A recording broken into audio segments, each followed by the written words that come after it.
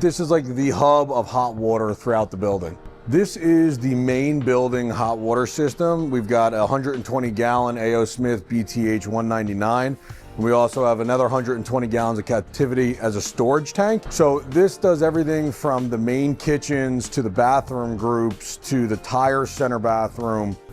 So you'll notice also they got some bumper guards down here. This is so that nobody in a lift comes through, hits it, or with a pallet jack accidentally runs into our equipment and damages anything.